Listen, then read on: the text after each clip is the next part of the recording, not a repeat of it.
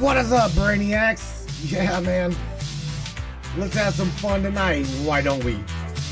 It is Thursday night, not a Friday night. We're gonna do a Friday night's interview tonight on your guys' Thursday evening. If you are new to the broadcast, new to the podcast, welcome, my friends, to the Matrix Minds.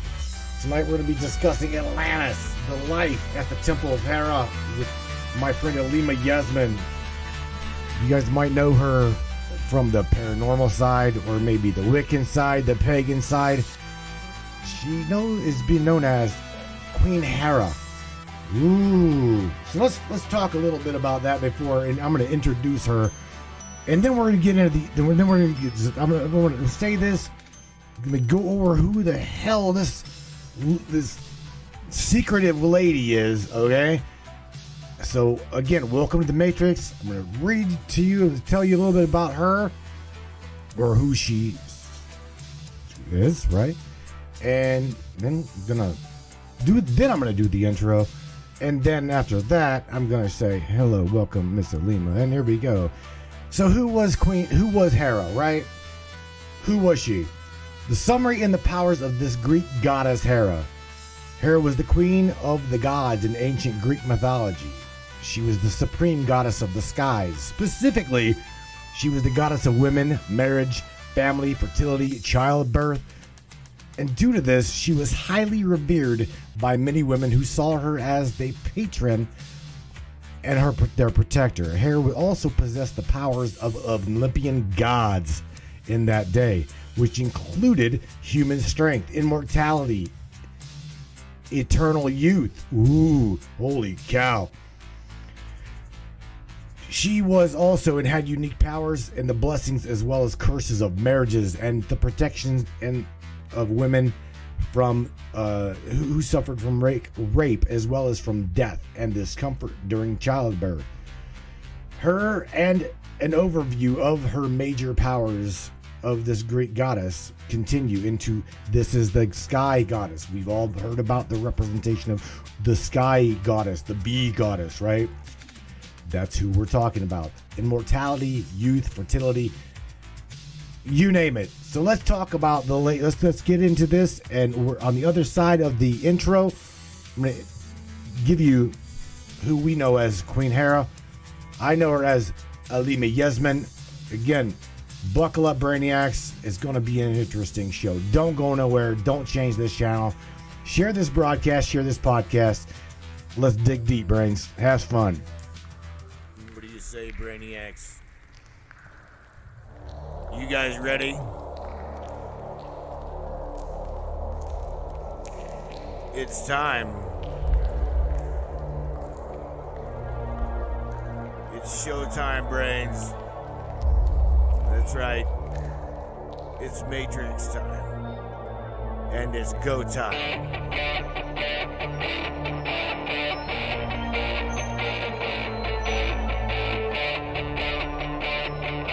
Welcome aboard, everybody. Let's go.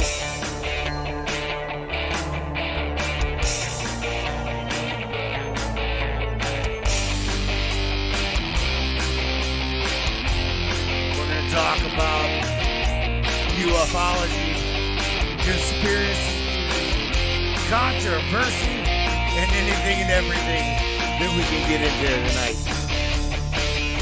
Let's go.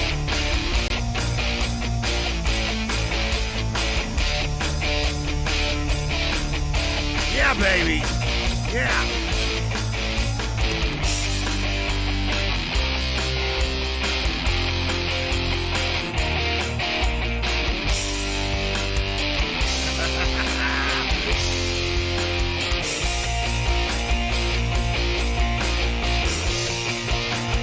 Get up, right yet?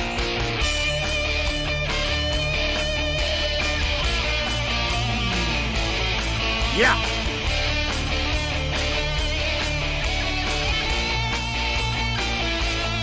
It's definitely your show.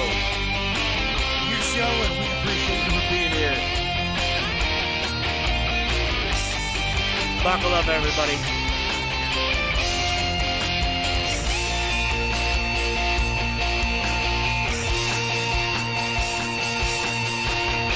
aboard.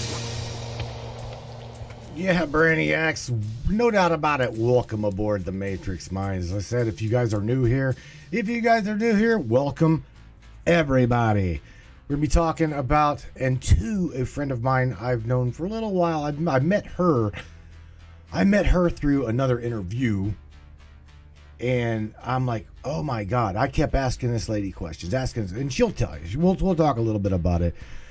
Because again, this girl's story, her life, what she's going to talk about, every single aspect of what I know her to be talking about, completely just blew me away, Brains. So with that being said, let's welcome to the platform here, Miss Aleema Yasmin, my friend. Aleemah, say hello to everybody on that side of things. Good evening for those in North America, and good morning to those in Europe. And I don't know what the time is where you are elsewhere, but hi, and thank you to everyone for coming, and I'm really honored to be here. We are. I am blown away that I've got you here. I'm serious, because on the other side of this, you said you've never really done a podcast, right?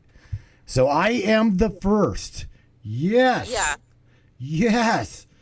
Yes. What are these guys? What are these other broadcasters and podcasters missing about your life? What is it about you that hardly anybody knows that I am like so wanting to talk about? Well, I've spent my life as an occultist, and also I'm involved with aliens and UFOs and the Fourth Reich space program.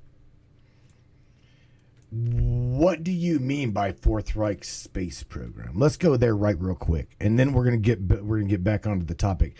What do you mean?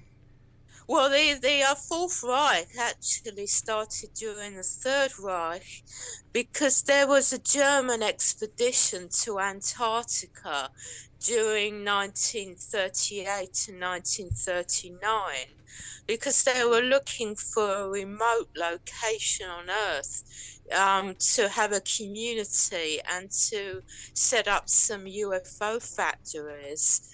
And so they heard that there were some caverns in Antarctica under Queen Maud Land. So they went there to check them out.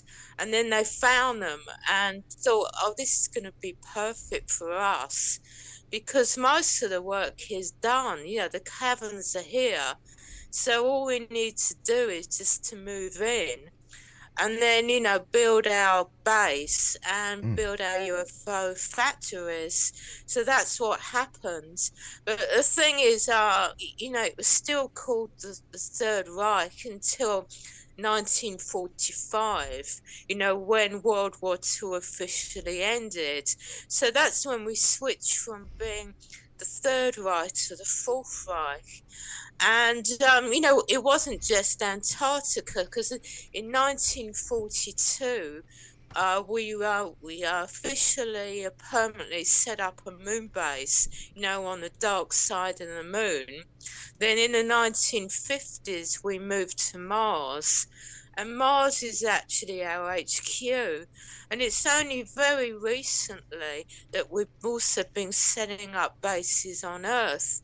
Because there's London base that's only a couple of years old, and then there's Houston base 2995, which is also new, and we've been building another base in Venezuela, in Caracas, and we've got our University of Atlantis South Pole that opened 2 years ago, and then only in January this year we opened the University of Atlantis North Pole and the University of Atlantis Eastern Campus, which is on Silver Moon in the Andromeda Galaxy.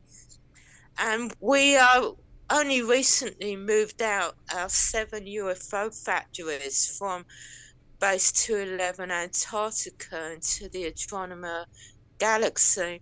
And that's really actually better for us because, the Andromeda, which is quite well known, since World War II.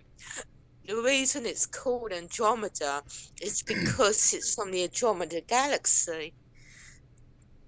So we're still manufacturing Andromedas, in the Andromeda galaxy.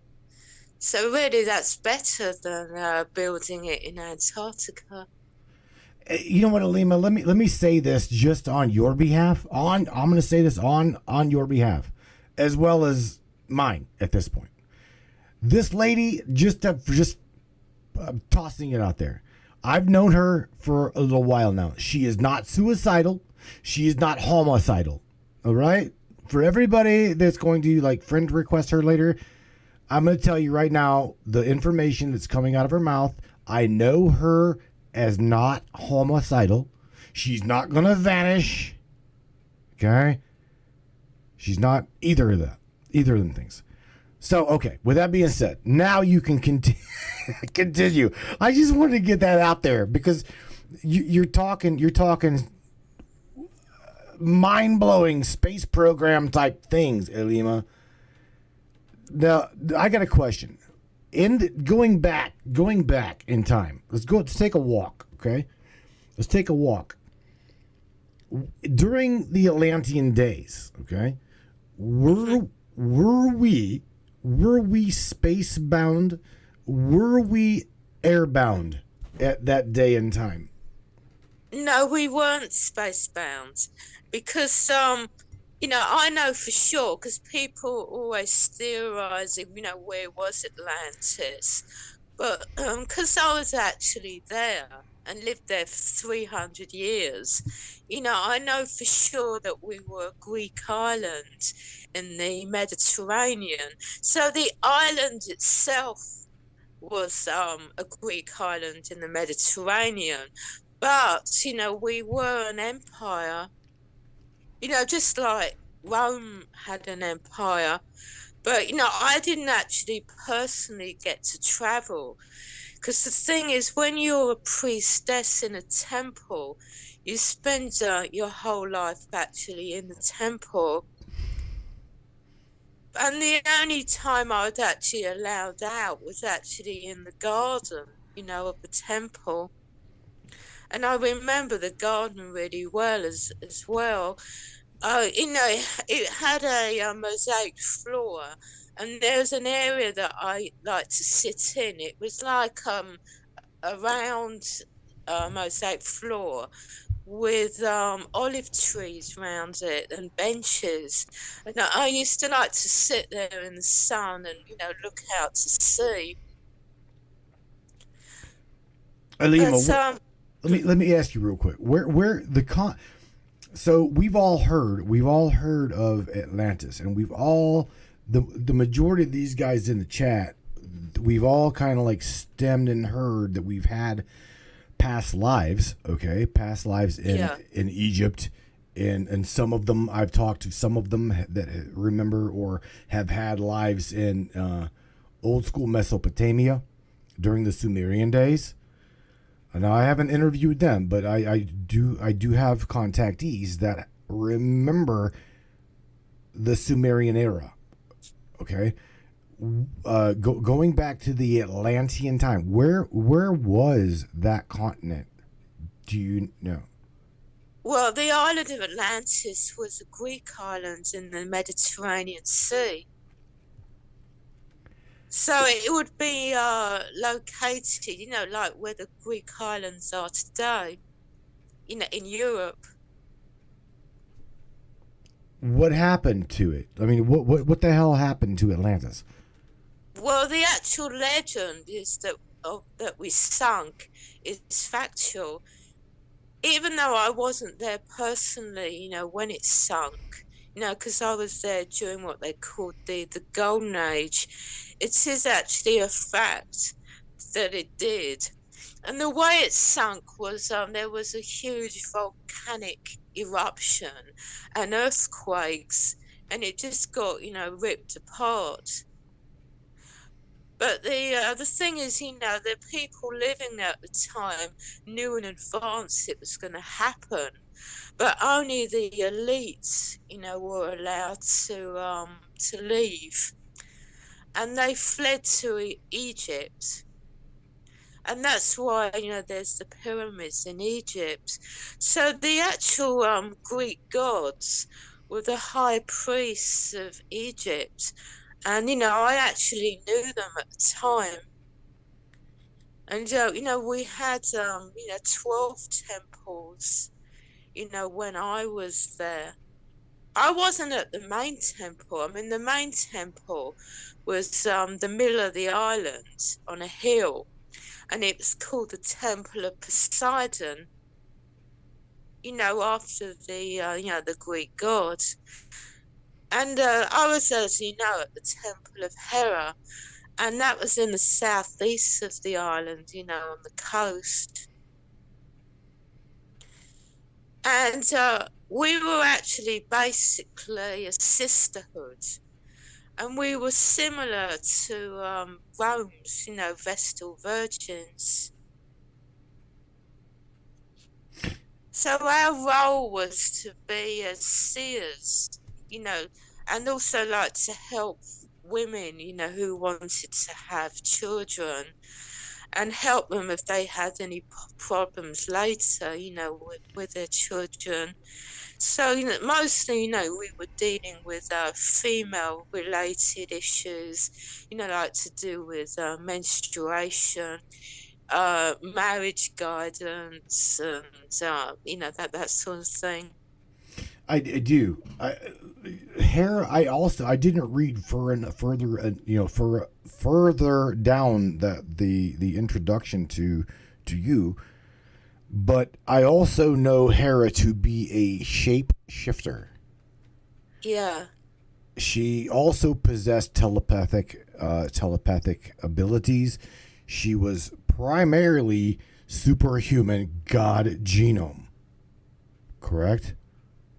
Yes, yeah, that's right. And we were also telepaths as well, although we weren't shapeshifters. When? I mean, I am one now, but that's only been really recent. Since I've got the role at the Galactic Federation political side, I discovered then that I was a shapeshifter when they transported me, to my first meeting. And then they called me Anu. They called you what? Anu. They called you Anu? Yeah, Anu is my name in the Galactic Federation Council political side. And the reason they call me Anu is not related to, Anunnaki, but it's because Anu also in an Earth language, actually more than Earth language, one, in Sanskrit and also in Tamil, Anu means atom. It could also mean atom in other languages too. But at the moment, I only know it means it in 2 Earth languages.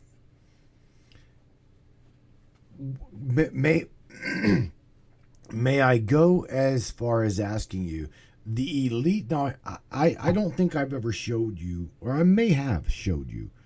Have I showed you my tattoos, my ink? No, I haven't seen them yet. Okay. The reason I'm asking you that is because I have got a connection to Egypt. I don't remember. I remember nothing. Okay, I don't. I am one of those people. That's why I said in the description of the show, you are one of the unique, like my guys and girls from Sumeria that remember that far back, or the spirit. Is it the spirit that allows you guys to just remember this? Because I don't remember anything. I remember nothing. It's also it's the brain as well, because if it's a past life Well, that's the whole fucking problem. Yep, it's my brain. Yeah, because memories are stored in the brain, because the brain is basically a computer. Yeah, that's my downfall. That's my brain.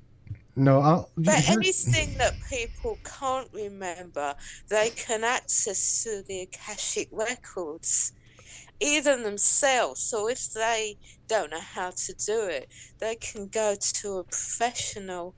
I actually got help from a professional to access the Akashic records, a lady called Carly, who works at a shop in Glastonbury in England called Enlightenment. And 3 years ago, I booked a half-hour session with her, and it was absolutely amazing. And I'm hoping to go back at some point. I didn't get to go back because, shortly after there was COVID lockdown. So at some point, I want to go back and see her again. Not actually about Atlantis, because she already spoke to me about that. But I've got some more questions for her about some other past lives. Because I know that I was in America a couple of times before, and we never got the chance to talk about that. So that's what I want to ask her about. You know, Aleemah, a lot of people are not really here, and that's the thing. It does not matter whether they believe you or not. That's what I told. That's what I tried Oh, to yeah, tell. because truth always remains truth, and nothing's going to change that. But, in my communities, there's something that we talk about called cognitive dissonance. And you might have heard that. And Oh what yeah, it is that people don't believe something because it doesn't suit their narrative, or it's outside of their comfort zone. So they just can't cope with it. So therefore, they are be abusive to somebody who's had the balls to tell the truth, like myself, and say to them, "Oh, why are you lying to everyone? Aren't you ashamed of yourself? God's gonna punish you because God punishes liars, and you're just talking bullshit. You're schizophrenic. Why don't you take your meds? You really need to see a shrink." And right. I get all of this all of the time. Well, why now? Why is it because? Is it because? Now, here's the thing. I'll go ahead and I will get this out on the table. You have been banned off from Facebook multiple times. I wanted you to be back here because number one, I'll say it. I had an agenda. I wanted to interview you. I knew I wanted to get to know you. Okay. I wanted to know the story behind you. Okay. So forgive me. Forgive me for saying that. I wanted to help you, and I want you to help me understand why the hell we're still here. Why are we here now? Why am I who I am now? Why is Andy Cassidy, or why are Andy Lay, Kristen Nicholson, why are all of these people in the chat? Why the hell are we still here on this planet, still belittling one another, still calling you liars? There's people, again, like you said, belittling you, calling you liars, trying to call you, say you're just bullshit. Why are we still doing what we're doing? Why are we doing this? I do actually have the answer. It's because the human race are in 3D. And that D is density and not dimension. And because 3D is regarded as being low, even though the human race regard themselves as being superior, because they are higher than the animals and the plants on planet Earth, 3D in reality, without wishing to offend the human race, is a low density, because the reptilians are 4D, the Pleiadians are 5D, and then you've got other beings who are higher than that. So while humans are going to be in 3D, they're going to have this primitive mindset until they transcend to the higher dimensions. And I'm sure that you've heard of star seeds, Oh yes. who are the beings who are 5D, who came to Earth from the 1950s onwards, came here to actually help humans get away from this 3D mindset and lifestyle.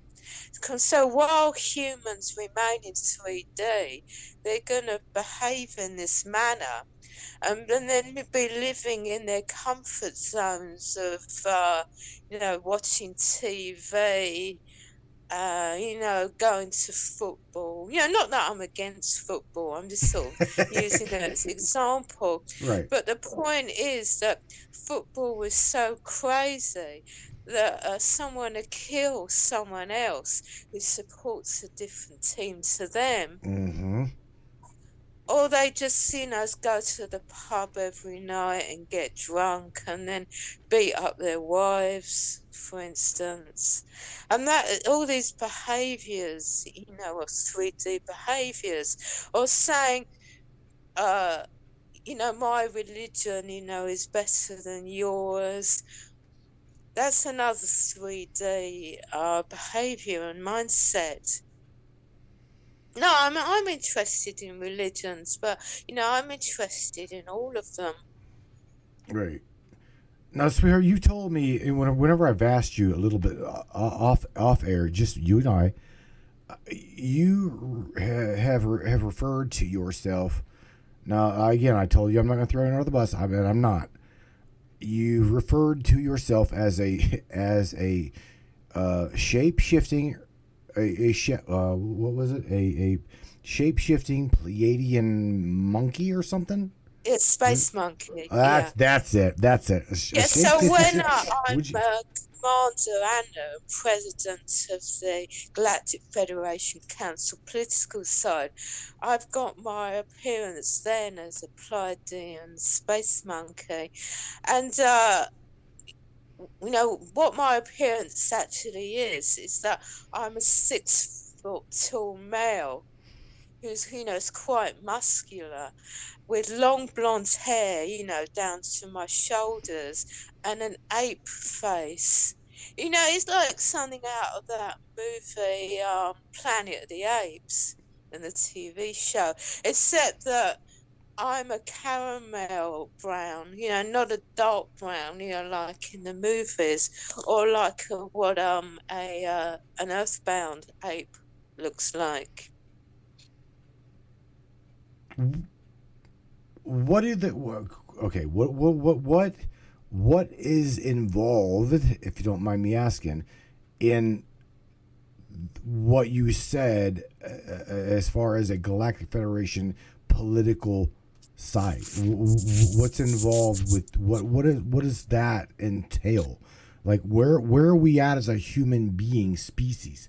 Not just Aleemah, hang on. Not just the German side creating bases in Atlantis, or I'm sorry, creating bases down in Antarctica, but the human species as a collective. Where the hell are we at? Well, I actually chose the Galactic Federation Council political side because it doesn't deal with the human race. And I know that's upset a lot of people because they're saying, well, hang on a minute, you live on planet Earth. Why don't you want to help us? Right. And if you don't want to help us, what the hell are you doing on this planet? Right. And then I mean, that's a fair question. It is, and right. I say to them, well, I chose a greater project because on the Galactic Federation Council political side, I'm helping 13 different races. Because if I'm doing what you would like me to do, I'm only helping one race. So I say to them, in my opinion, helping 13 races is a greater cause than helping one race. So we have 13 representatives of different alien races all sitting around a conference table. We're basically an intergalactic United Nations, and we don't actually have a human delegate. And when people say to me, why don't you have one? My reply is because humans are 3D and our delegates are 4D and 5D. And that, they say to me, who helps the human race? And I say to them, the Pleiadians do, because they're helping to stop nuclear war on Earth, and also the Galactic Federation Council of Light help the human race, and also the Earth Galactic Council. So I put them onto those organizations. Aleemah, okay, whenever you we've got let's again. I'm digging in your brain here, and I'm getting off of the topic of Atlantis. Why is that seems to always come up whenever we ask real deep past questions? Why does it always go back to Lemuria and Atlantis? Why are always those two topics the two topics that no one seems to really want to talk about? Okay, and it's the hush topics. Can I ask you that? Yeah, I think it's because the human race, you're ashamed. Because, when I was there 13,000 years ago, I was there as a human, but an Atlantean human, but, still a human. And we were so advanced then. We had telepathy, remote viewing, levitation. And, we actually saw, the gods and goddesses that we worshipped. And, we had pyramids, and then it all went wrong. And now most humans don't have any abilities at all. Mind you, they have them deep down inside, but they either don't know how to access them, or they don't want to access them. So, when us Atlanteans or Lemurians or Agarthans or people who are from, these civilizations, who either were or are, talk about it, the rest of the human race are saying it's a lie, it doesn't exist, prove it. Right. Sort of like, okay, you say you were like that thousands of years ago.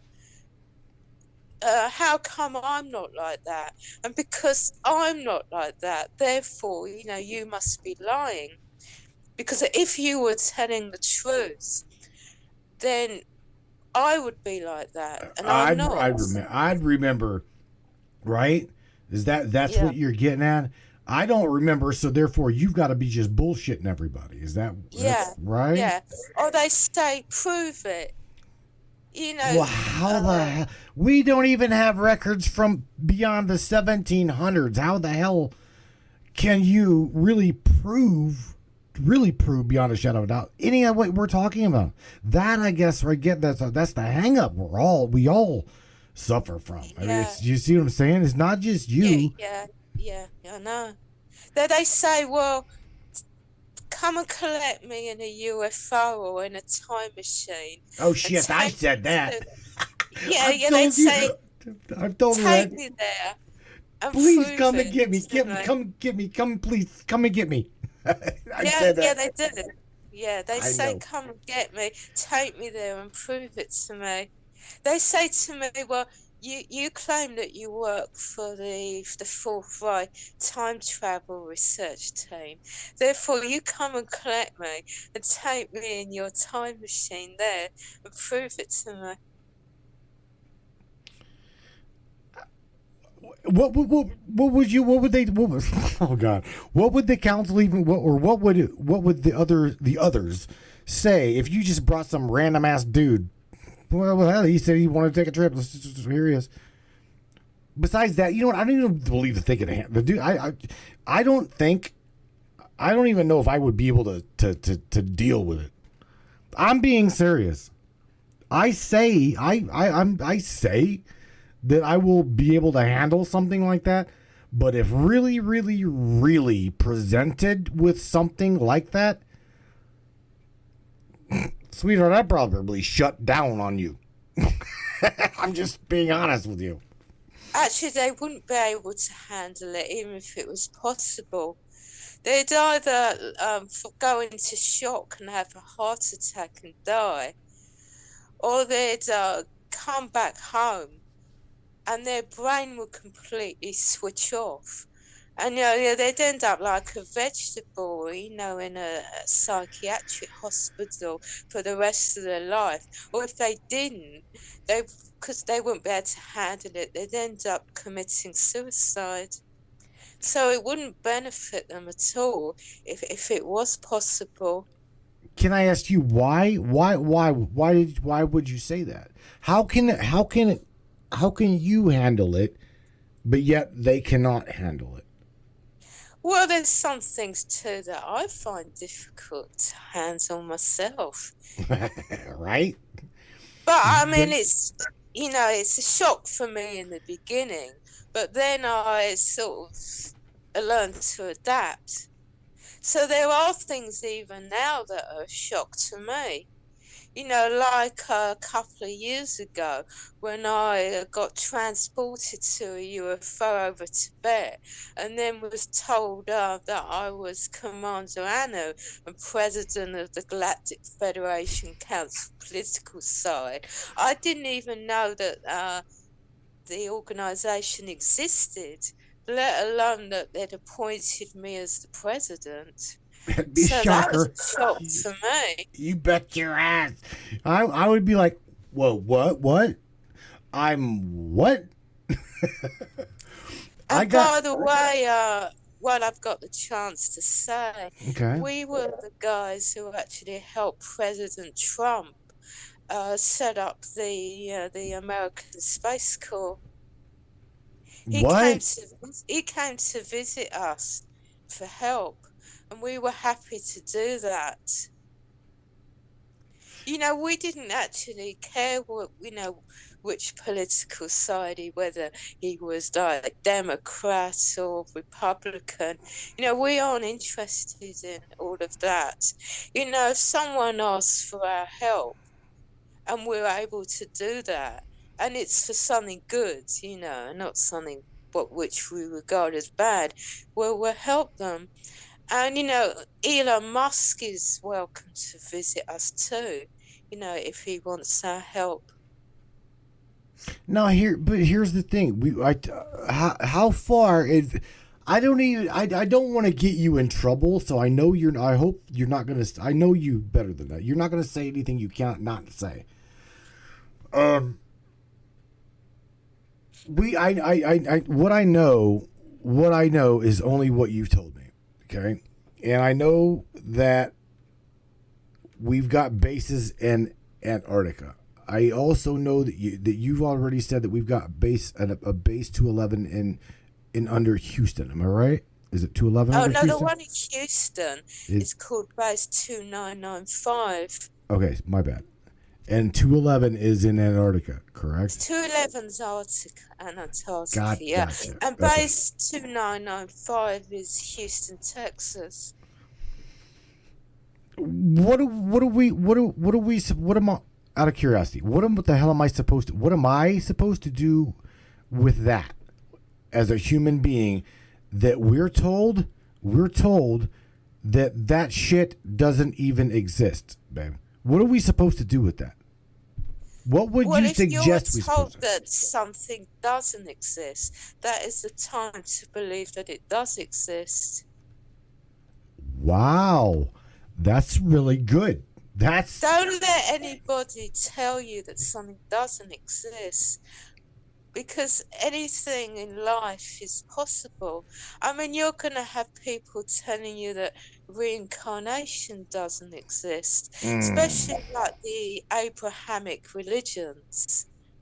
You Right. know, in case someone doesn't know what an Abrahamic religion is, there are the three, religions of Judaism, Christianity, and Islam.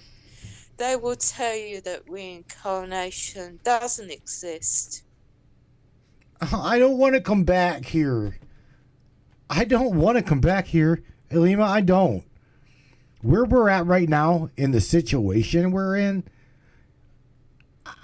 I see nothing good. I see nothing good other than, well, a lot of people waking up. I call it the Matrix, okay? I really, really do. And I know you know this. I call this everything around me, I call it the construct of the Matrix. Now, I don't truly, truly know to what degree my consciousness, your consciousness, create the fundamental 3D physical experience. I don't know. I have no idea. But I will tell you that I'm interested in that. But do I want to come back given the situation where my bubble, your bubble, and everybody else's bubble interact and we're creating this absolute chaos? I don't want to be part of chaos. I want to be part of love, nurturing, unity, harmony. You know what I mean? Yeah. So by you saying, okay, but so by you saying reincarnation absolutely exists, I'm like, I don't want to come back. Well, the way not to come back is to gain spiritual enlightenment in this lifetime. So the Buddhists and the Hindus actually got it right. Well, then that would mean that would mean that Jesus Christ had it right as well, because he taught. Again, there's a lot of people on here that have said Matt hates the Christian community. No, I don't. I don't hate the Christian community. I don't like that the teaching has been completely bastardized, and the teacher be completely moralized and like put on a pedestal of it's just my way, when his way, its way was passed down through generation after generation. He's tried. It's the story. It's the teaching, right, to gain what you just said, that has been watered down, diluted, bastardized, etc. We're not supposed to know how to do that, Aleemah. They don't want us to know these things. Yeah, that's right. And they've removed, most of the books in the Bible, because all of the disciples actually wrote a gospel. But the thing is, they didn't get into the Bible because they were too dangerous for the church.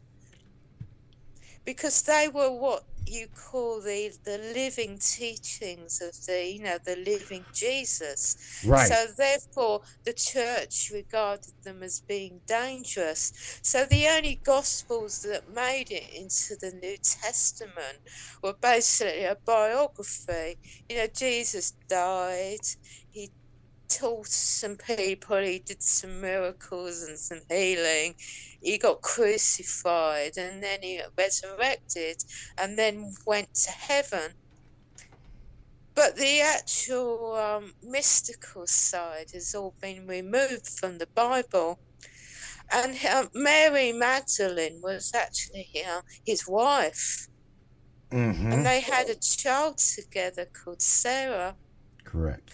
And after the crucifixion, Mary Magdalene and the Virgin Mary went to Marseille in France. And, Mary Magdalene gave birth to their daughter, Sarah. Aleemah, was the teachings of question, because again, I love for everybody that thinks I hate the Christian community. Let me tell you what.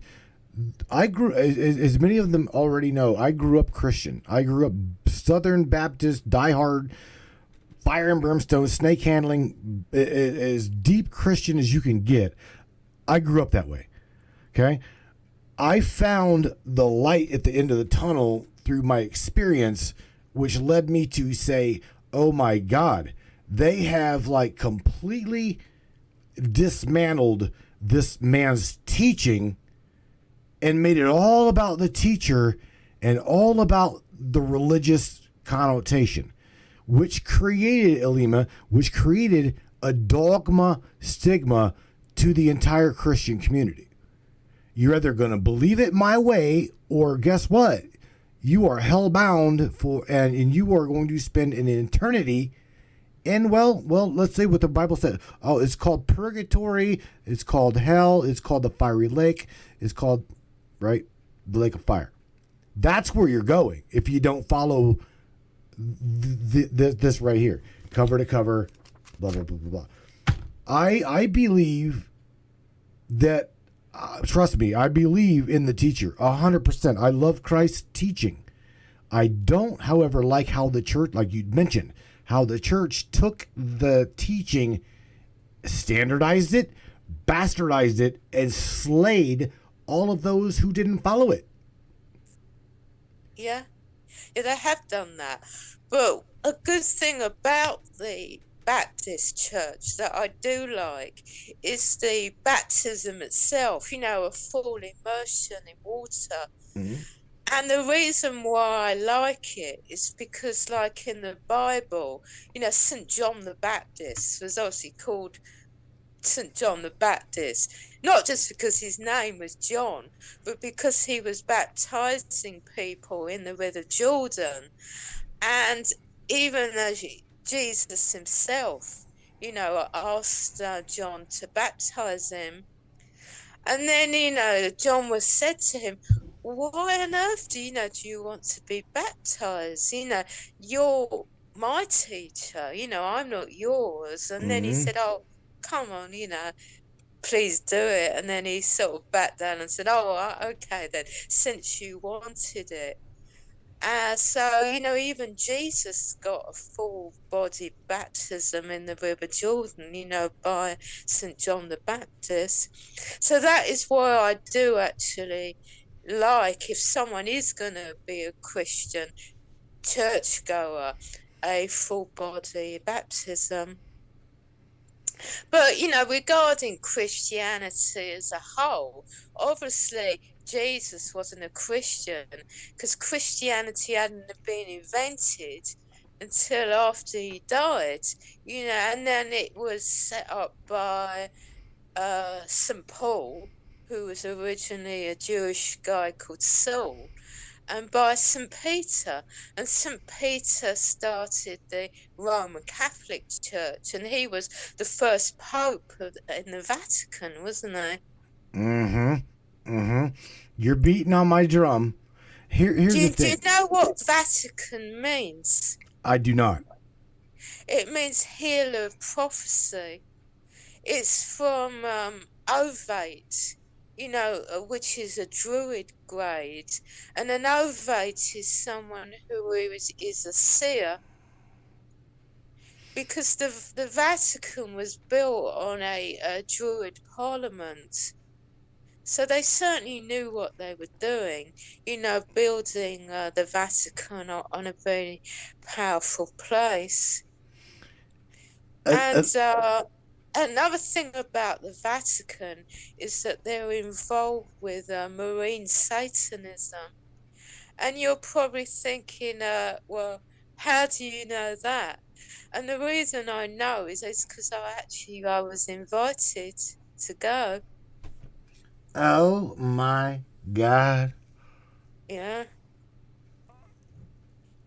Because everyone knows that there's dodgy dealings going on, in the Vatican, and they've got the biggest occult library in the world. Dirty. And they've got a basement, where lots of hidden things and like temples that are locked away. And the Vatican's, guarded by the Swiss guards. And I can tell you they're also guarded astrally. Yeah.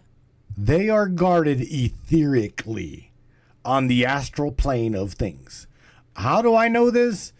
Because I do astral projection. You know that. I've told you that. Yeah.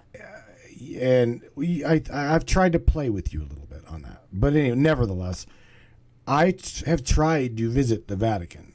And what I have seen at the Vatican, remotely, astrally, or whatever, there is a new movie that is coming out. And it is about a child being possessed, all right? And it shows a hole. Now, I'm getting off topic here, but hear me out. It shows a hole in the ground or subterranean something with all of these little skulls around this hole, okay?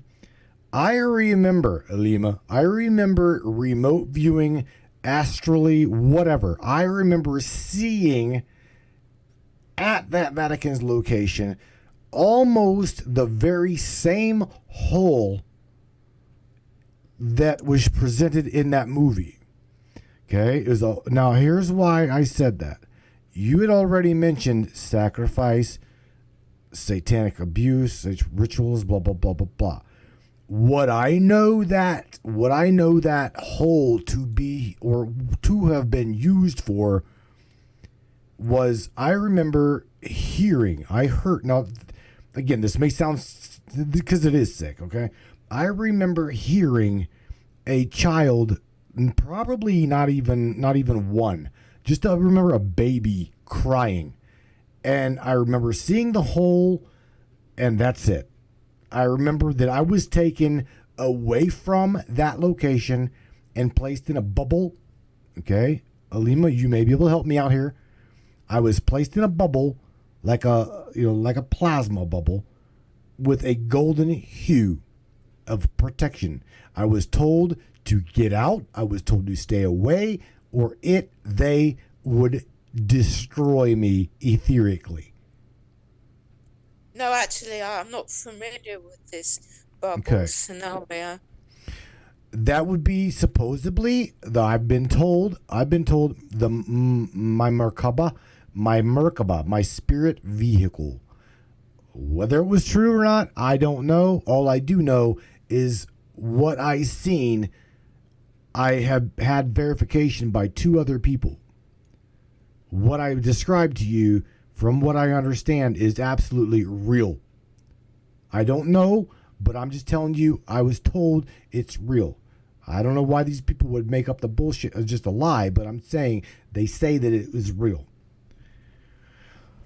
All right, so getting off, I got off topic, and I didn't mean to.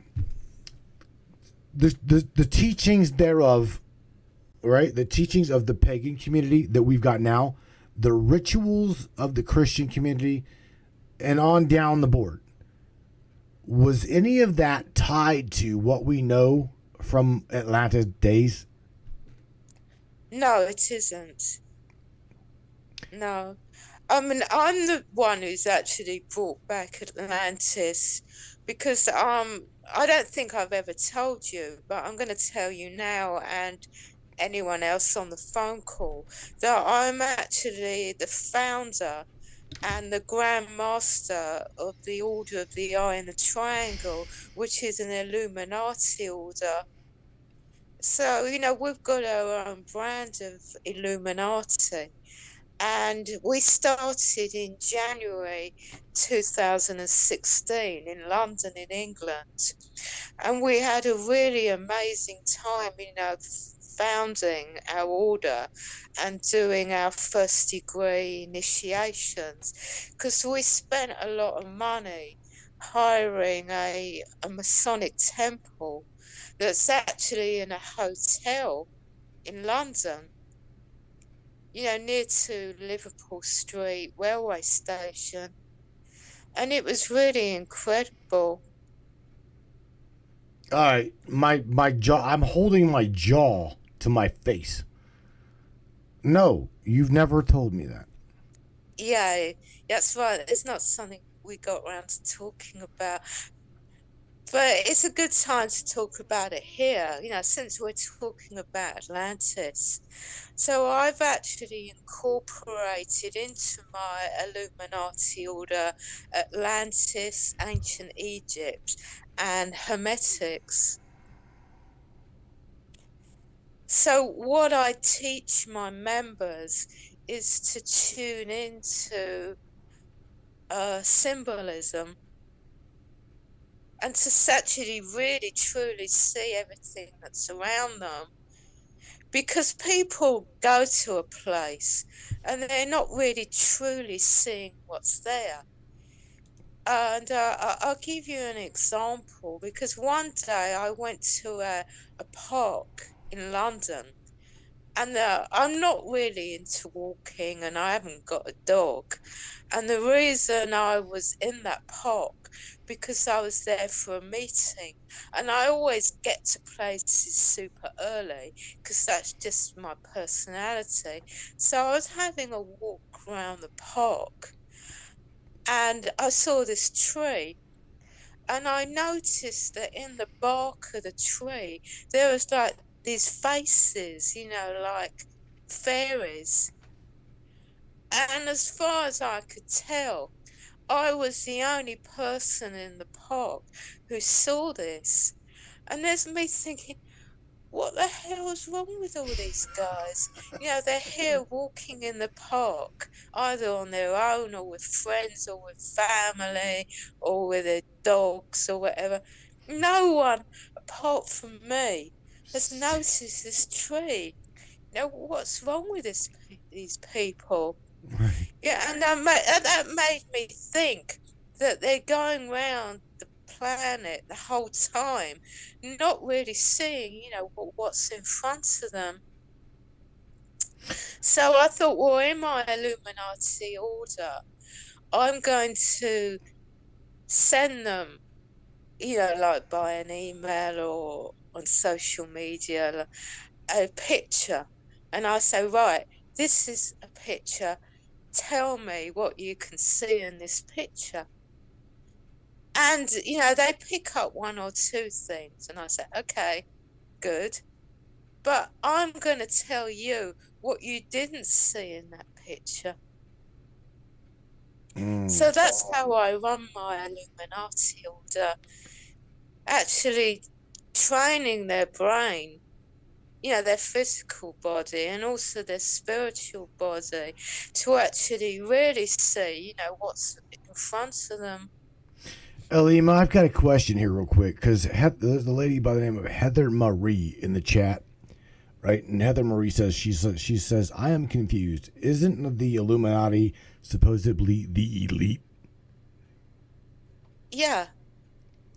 Yeah, I mean, as arrogant as it sounds, I do regard myself as being the elite because, I'm an Illuminati Grandmaster. Because I'm an ET, because I'm a member of the Fourth Reich space program, because I'm a Wiccan, high priestess, because I'm Atlantean, and probably a whole list of other things that I am.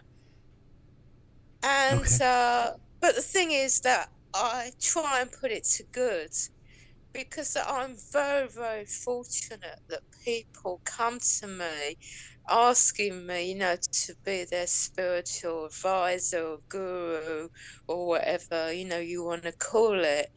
And in most cases, I take someone on and I don't charge them anything for it. And then, there's reputation. Oh, I'm a friend of one of your students. They told me about you. Will you be my teacher? Mm-hmm. So people think elite is something bad. They think that you're doing human sacrifices or you're feeding energy off of children, even if you're not killing them, or you're a paedophile or something else. But I'm not any of those things. No, I don't know you. I don't know you to have a bad bone in your body. What I know of you, and I've learned from you, what I've learned about you from Peyton and from watching you. I've watched you. You have got a very, very great heart, and you want to teach the community. You want to teach the people. I've watched your posts, and they are absolutely pure heart. So yeah, I mean, you'd mentioned, the sacrificing, blah blah blah blah blah. The connotation that goes with the word, right? Illuminati, elite. Again, it stems down from, you'd mentioned the Atlanteans, that the elites, right, are the ones that left the island, right? Yeah. So you are passed down from generation. You've got a generational life to uphold here. So I guess you're doing now the same formality of work, the formal work now is what you were doing back then. Do you agree? You were teaching, you were protecting, I've actually become a teacher and advisor, and I get people approaching me. I don't even know who they are. And like, for instance, a few years ago, I don't even know why, I'd get African people on Facebook saying to me, I live in Africa, I'm really poor, I don't have a job, what do you advise me to do? And I'm thinking, I wonder why they're asking me. But I don't say that. And I just say to them, well, personally, when I've been looking for a job, I've found that it's the interview that gets me the job. I'm very good in an interview. And also, it's important to you, I say to them, to have a really good CV. So I say it's the CV that initially gets their attention. And then if they like that, they then call you for the interview.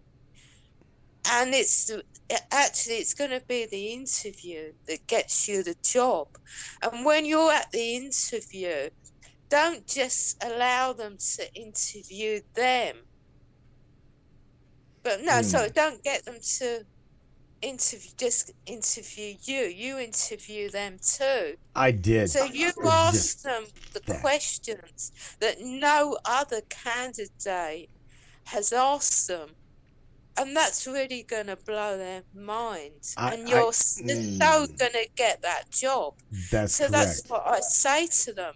And they say to me, oh, thank you for that, but I've never been to school. And that blows my mind, because I'm often in contact with African people, and I'm just amazed how perfect their English is. Their spoken English and their written English. You'll never get an African ever making a typo.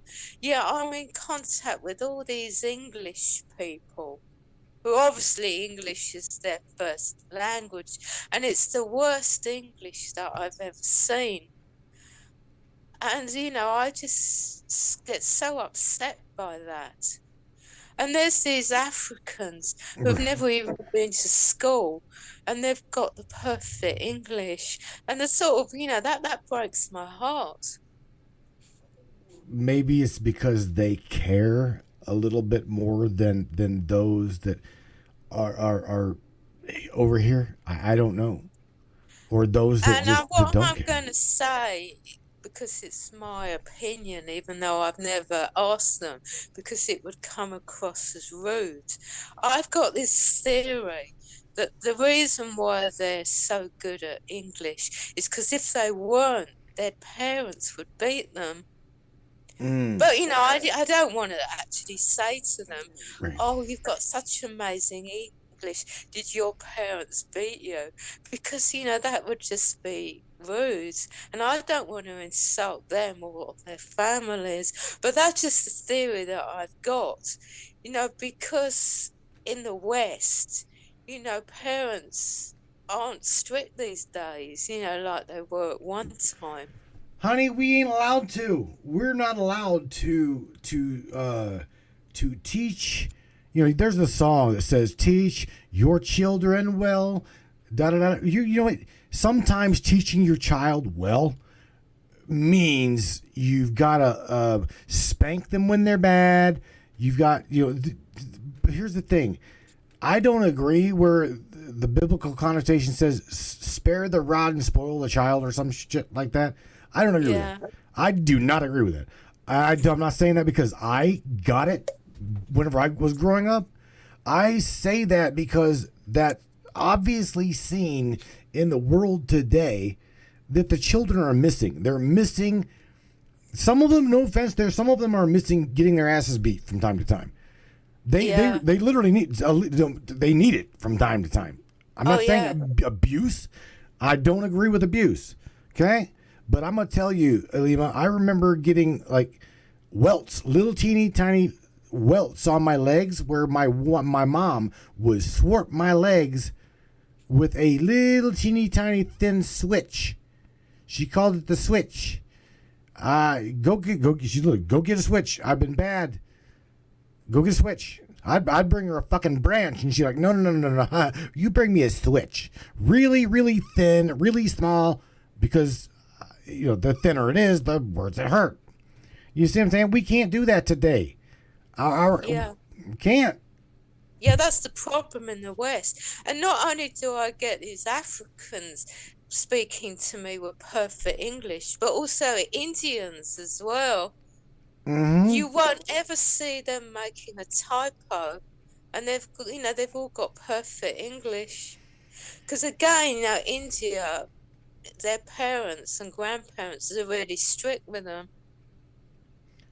Aleemah, what do you remember? What do you remember the most of that day, right? In Atlantis, that we still carry on today? Is there anything?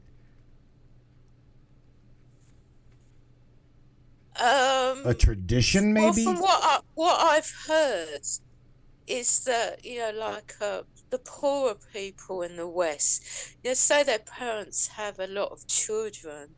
Especially like, for instance, if they're Roman Catholic or from another culture that have big families, they hand down the clothing, don't they, from child to child. Mm-hmm. So I've heard that's something that still goes on, that's been going on like for generations. Rituals, any of that? Any kind of Christmas is a ritual, isn't it? Ooh, it is. From what yes. It's a pagan holiday. It's our pagan thing, right? Yeah. It's not an Atlantean thing. It's a pagan thing. I guess it's kind of. No, but I was referring to Christmas Day. Cool. Where even like atheists and agnostics or people from non-Christian religions celebrate it and have the Christmas lunch and have the family round, and they might sing songs and pull crackers and wear the hats and all that and have a Christmas tree. Of course, we know a Christmas tree is not a Christmas tree, it's a Yule tree, but that's what I was talking about. Something that's been going on for generations that hasn't gone away in the 21st century. Aleemah, what about the other deities in the days of Atlantis? Because if you remember me reading the introduction to who Hera was, it stemmed to that name also was around at that time other deities. I won't say gods, I will just say deities. Sure. Do you remember any of them? Or do you, what can you tell me about that? Yeah, like I said at the beginning of today's interview, we were not the main temple on the island. We were one of 12. The main temple was the one in the middle of the island of Atlantis on top of the hill, and it was called the Temple of Poseidon. So that was the Greek god Poseidon, who was god. Well, I say is god of the sea, because we were very much a sea-bearing community. Well, we had to be, because most travel in those days was by ship. Mm-hmm. I mean, there weren't any aeroplanes or trains or buses or coaches. But So, travel in those days, like with later ancient communities, was by ship. And since planet Earth is 3/4 water, then, that was the way to travel. Because we traded, just like any other ancient community. Like my clothing, what I wore was made of linen. And of course, we, like everyone else, we had to have our goods and services. We had to have food and drink. And, we had to build our temples and our houses. how? So we needed the materials. How? In that day, Aleemah, in that day, we even now we have got pyramids on this planet that we can't even remotely come close to duplicating. With the biggest, it was us. We had on Atlantis the very first pyramids. But our pyramids actually didn't look like the ones of today. Ours were made of quartz crystal. What? Yeah, they were made from quartz crystal. And you're probably thinking, well, why were they crystal and not made of bricks? No, I'm thinking, what the hell happened to them? Oh, well, when Atlantis sunk, we lost everything. We lost our pyramids, we lost our houses, we lost our temples. We lost everything. But that would mean that someone is covering up a crystal pyramid somewhere in the ocean. Yeah.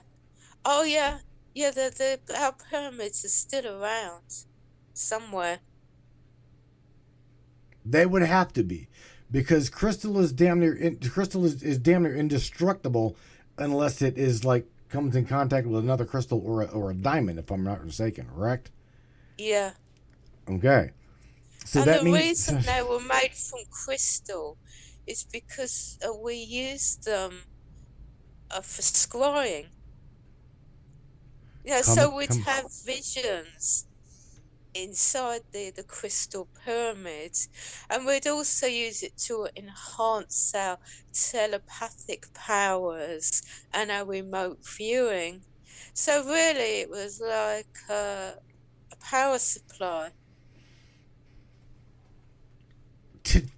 What about the Atlantean pyramid or the Atlantean pyramid school? Is a pyramid? Do you guys got it built as a pyramid, or is it just a standard building in the base 211? The University of Atlantis. Yes, I'm the architect, so you're definitely asking the right person about the University of Atlantis. It's a brand new building. And the University of Atlantis South Pole only opened 2 years ago. And it's a pyramid, as you say, that's 7 stories high. And it's made of glass and steel. No, it's completely modern. Holy shit. Yeah. And it's got a beacon at the top. Like that Illuminati and Masonic symbol of a pyramid with a light at the top?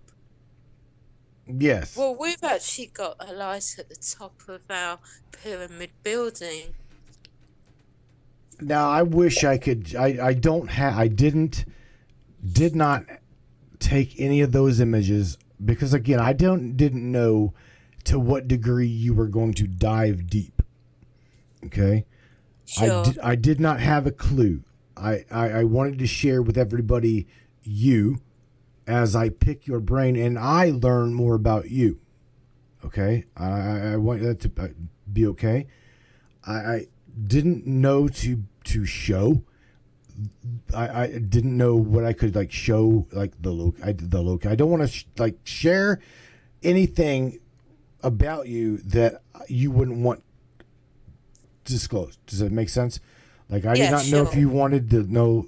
I did not have a clue whether you wanted me to be able to share with what you're saying, where it's at, what you say that it looks like, the name of in fact you say it has a dinner hall or a restaurant, right?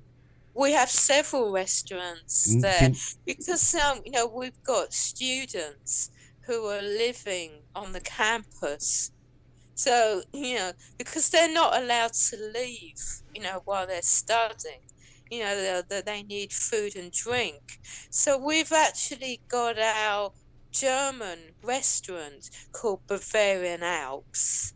And we've got an American restaurant called the Eisenhower Burger Bar that was named after President Eisenhower. And also we've got a bar, as in like what people would call a pub. And it's a German one called Prost. And Prost is German for cheers. And also we were building a new one. And it's a vegan restaurant.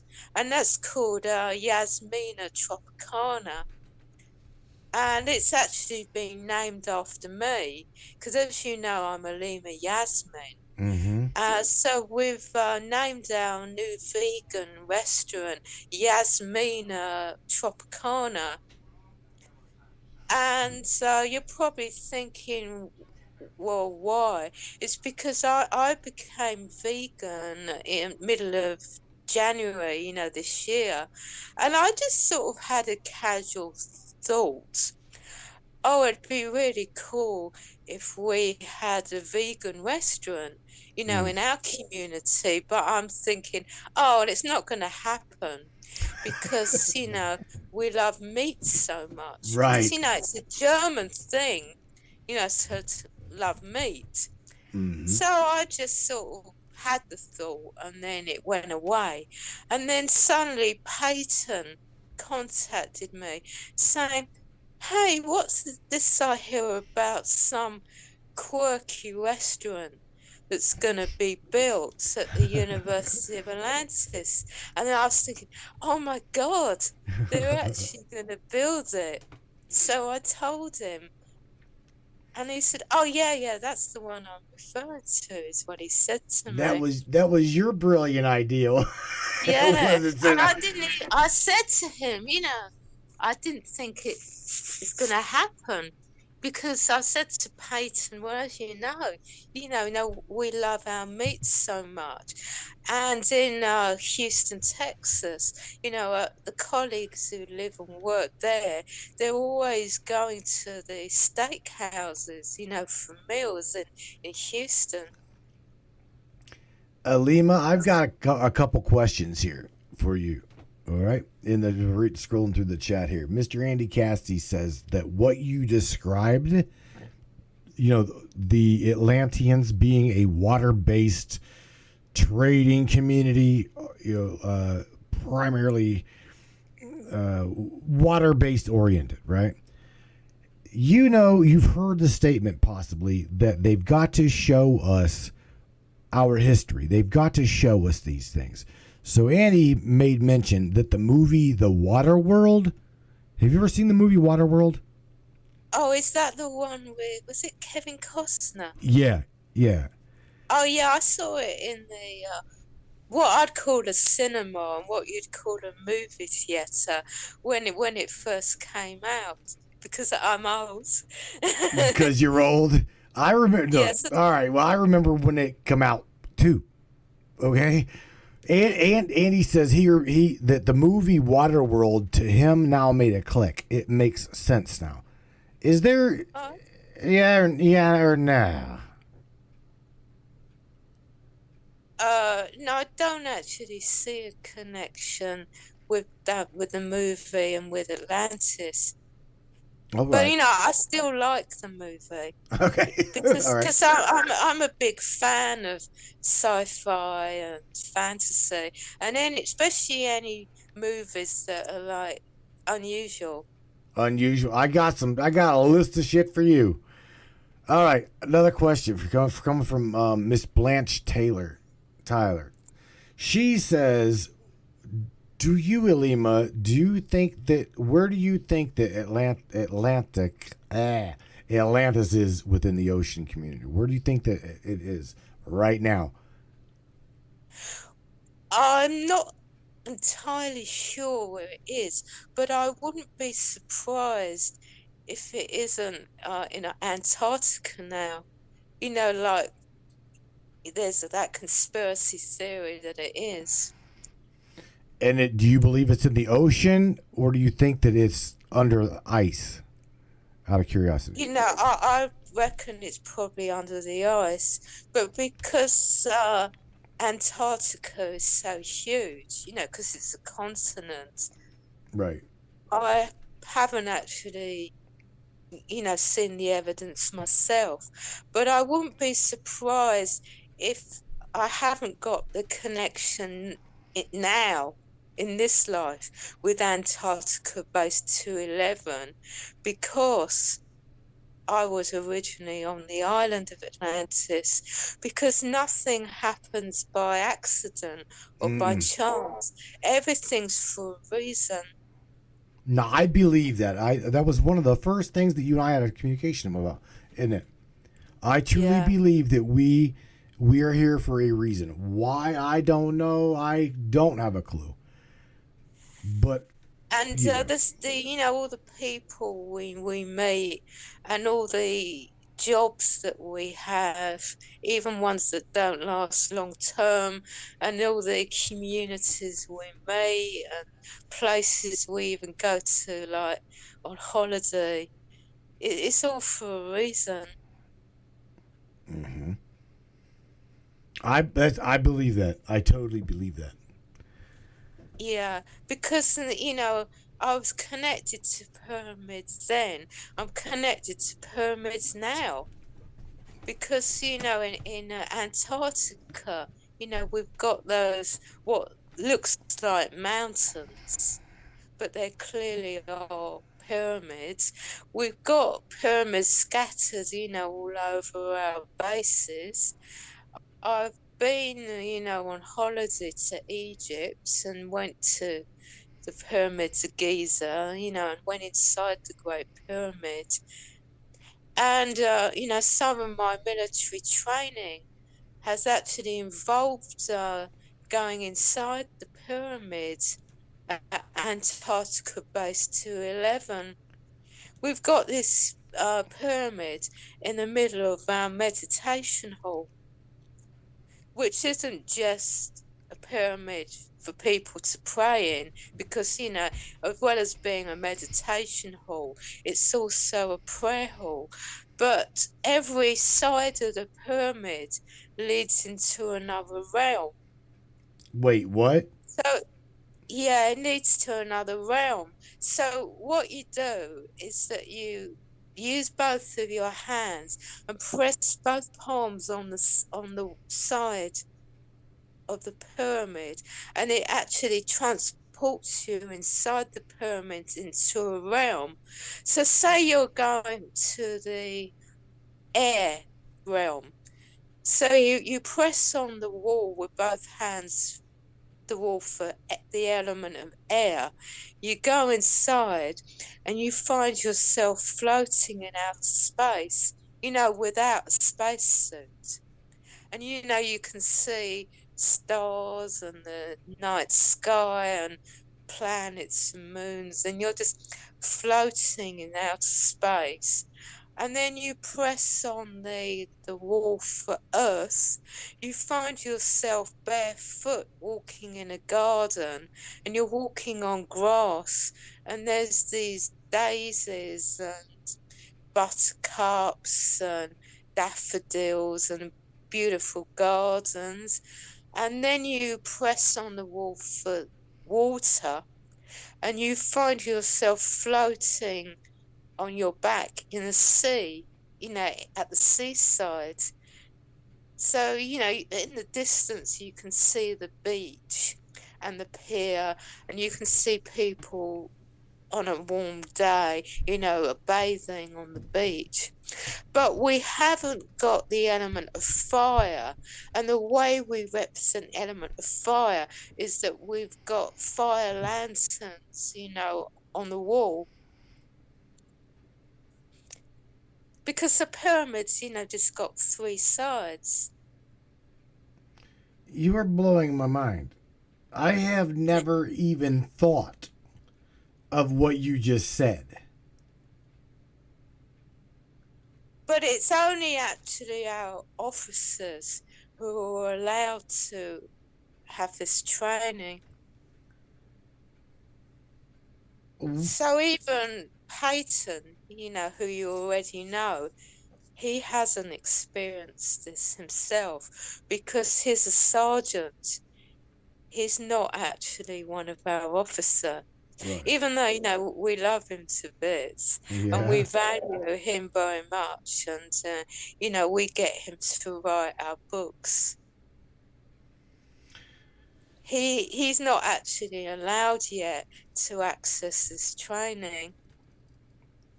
Now, you have had me through Peyton. Peyton has asked me over and over. I do love Peyton. He's a very, very, very cool individual, and he loves humanity as well. And you know what? My connection with Peyton is because I see that he wants me to grow. I know that. I also know that he wants me to be more educated in my knowledge of the planet, about our history, about the things around. So he brought me to you. Did he not? He did, yes. Okay. So he also is trying to he tried like hell to say, Matt, you need to be a member. Aleemah can help you. Aleemah can help you. All I'm going to say to that is I still don't know you enough. I know I love you for you. I've watched you post, and again, I see that your heart is pure. But where you teach, Peyton and you have also said that it is a galactic, not just an earthbound university. Can we talk about that? Yeah, sure.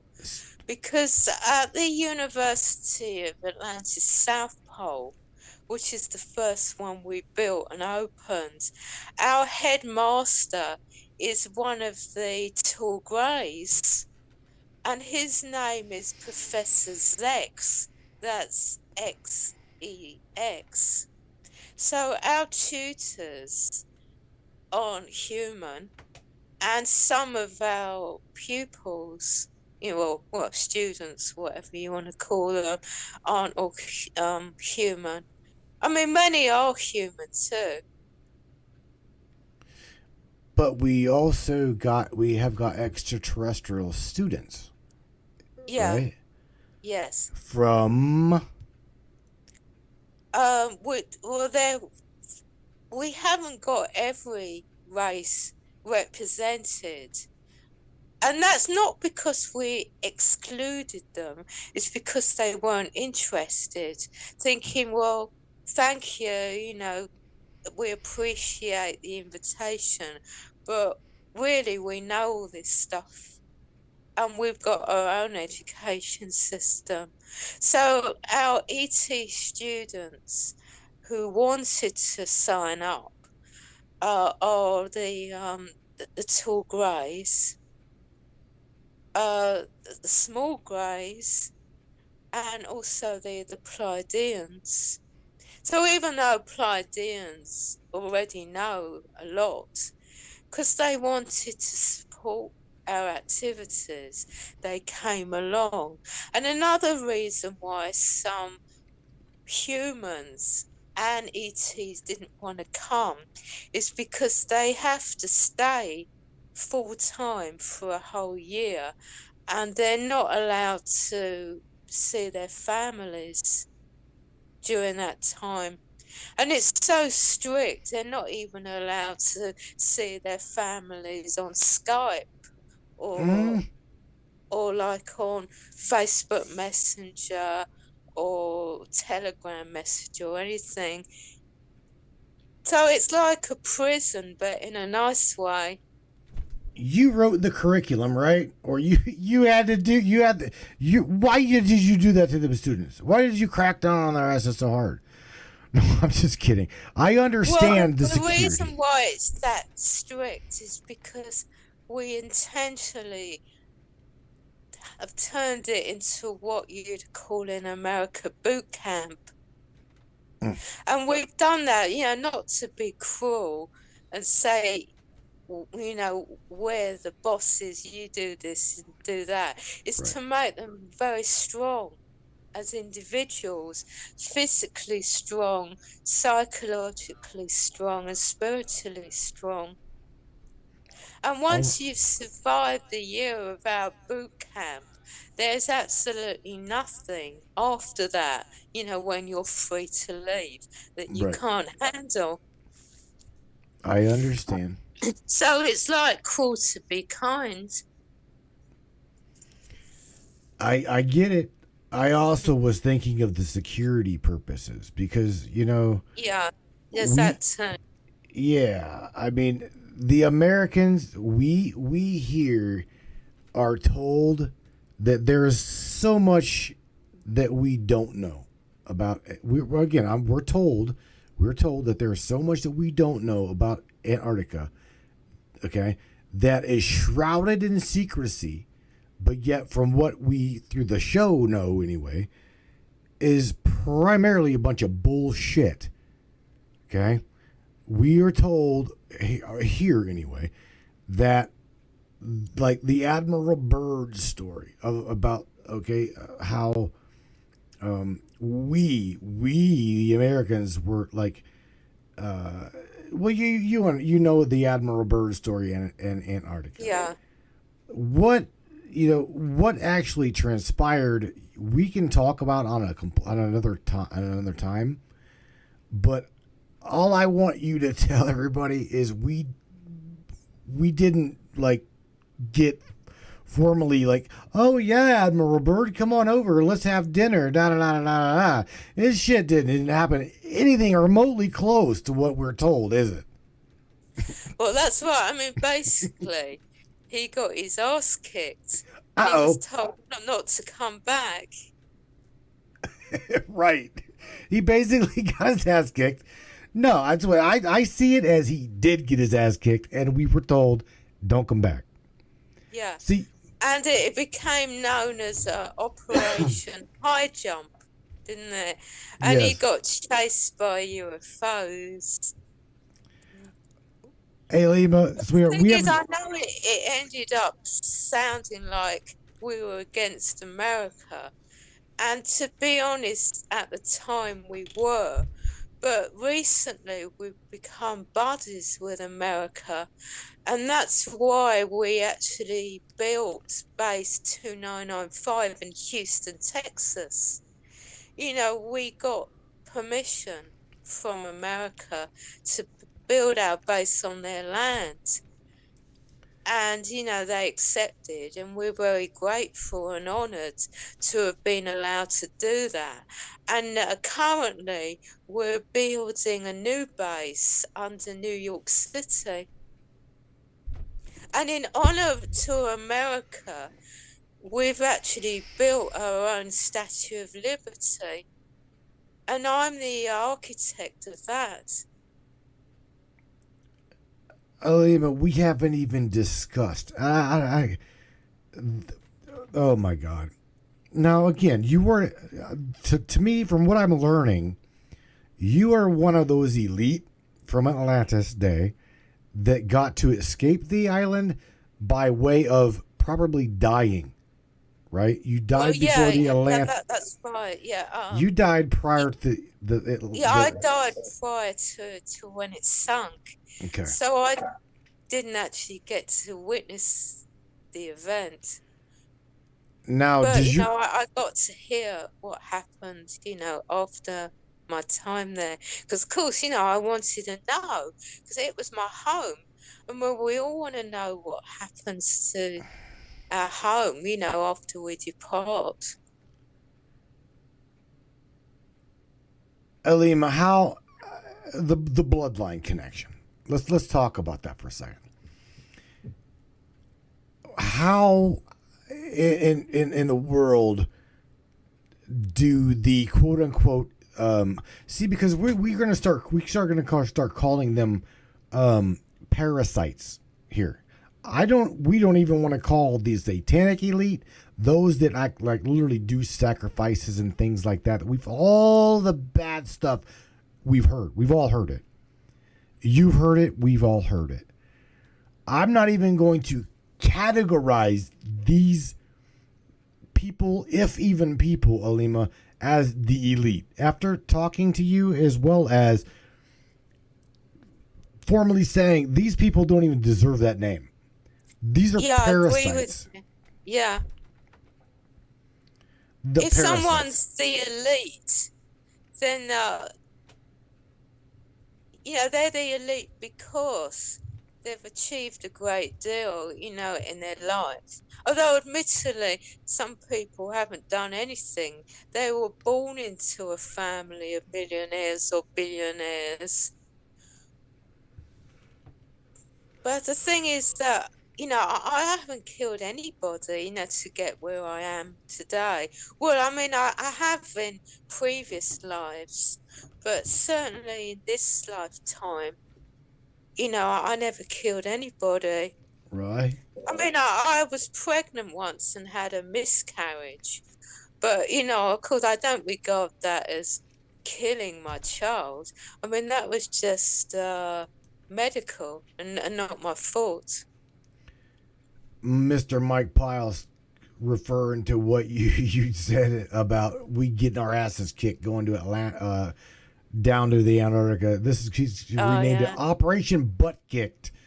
Miss Peggy Bordowski, who's a subscriber on the Matrix, says or asks the question to you, Aleemah. Are you with any of your past family now? That you yes, yeah, I am. Now, did you recognize them? Did your spirit recognize them, or how did that connection happen? Do you mind me asking that? Well, it came about when me and this guy, when I joined a Wiccan coven in London, when I was 19. And, I got friendly with all the members, but it was only recently, as in about not sure exactly when it was, but certainly within the last 6 years, the guy was saying to me on Facebook that he and I were bound together over, several lifetimes, and we were normally brother and sister. Even though we weren't brother and sister in this lifetime, we have been so over several lifetimes. Because in a previous life, I was Reinhard Heydrich, and he said that he was my sister Maria then. And then in another life, I was an Aztec high priestess, and he said that he was my brother then. Aleemah, whenever like Peggy just asked that question, do you remember? And are you with any of the family now? When it comes to remembering, okay, how is there a protocol that the standard, just say the standard human being, okay, Yeah. that can start to process, learn, meditation, anything that they could do, we could do. Because even I struggle with trying. Now I know that I've been here. I know it. Again, I've got a Thoth tattoo. I've got an Egyptian Thoth tattoo on my right arm. I've got Anubis on my left arm. I've got Egyptian tribal all over my body. My spirit resonates with the Egyptian era. Okay? I've got a real close connection with Thoth the Atlantean. Okay? And Thoth me from the land of Mu. But how in the hell do we tune in, tap in, meditatively? Do you got any kind of a cracker bite of how the hell to remember? I've got Lemurian crystals. I've tried to even have them, right? Tried to have them help me remember. And I can't for the life of me get anything out of it. Well, the ways to remember are through meditation, through chakra cleansing, because chakra cleansing will open up your third eye. And it's in your third eye, where these past life memories are. You could actually have past life regression done, and you can access the Akashic records or get someone to do it for you, if you don't know how to do it yourself. And also there's a belief that everyone who we are associating with in this life, we knew them in past lives. Say, for instance, that you're a man and you've got a wife.